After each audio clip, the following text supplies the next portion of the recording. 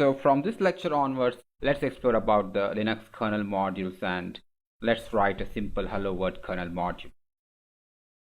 First, let's learn how to write a simple hello world kernel module. We'll learn how to compile the kernel module using the kernel build mechanism and transferring kernel module to the BeagleBone Black hardware, loading it and unloading it.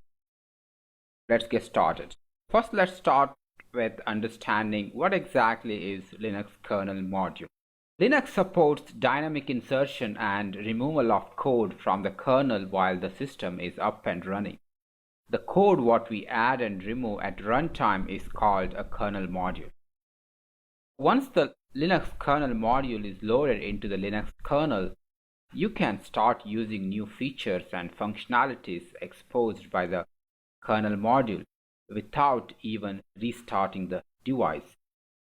Linux kernel module dynamically extends the functionality of the kernel by introducing new features to the kernel such as security, device drivers, the file system drivers, system calls, and various other things.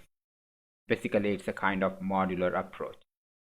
You have a base kernel, and if you want to add new features, then you can add as a module to the running kernel. Support for Linux kernel module allows your embedded Linux systems to have only minimal base kernel image, and optional device drivers and other features are supplied on demand via module insertion. Example, when a hot pluggable new device such as USB is inserted, the device driver, which is Linux kernel module, gets loaded automatically to the kernel. That's why the code what we add and remove at runtime is called as a kernel module. Device driver is an example of Linux kernel module. So basically what I can say is a Linux kernel module is like a plugin to the running Linux kernel. There are two main types of LKMs, static and dynamic. Let's understand what exactly the static LKM. When you build a Linux kernel, you can make your module statically linked to the kernel image. That means module becomes part of the final Linux kernel image. This method increases the size of the final Linux kernel image.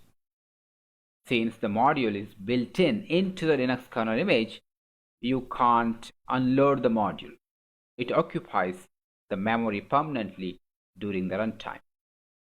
And the second one is dynamic Linux kernel module. When you build a Linux kernel, these modules are not built into the final kernel image, and rather they are compiled and linked separately to produce .ko files. We actually did this in the previous lecture. We executed a command modules. That command actually built the kernel modules, the dynamic kernel modules separately. That command actually produced lots of .ko files. You can dynamically load and unload these modules from the kernel using a user space program such as insmod or modprobe or rmmod. These are the commands which you will be using in future lectures to insert and remove the kernel modules, the dynamic kernel modules. So in summary, when you are building the kernel, you can either link modules directly into the kernel or build them as separate modules that can be loaded into the kernel at some other time.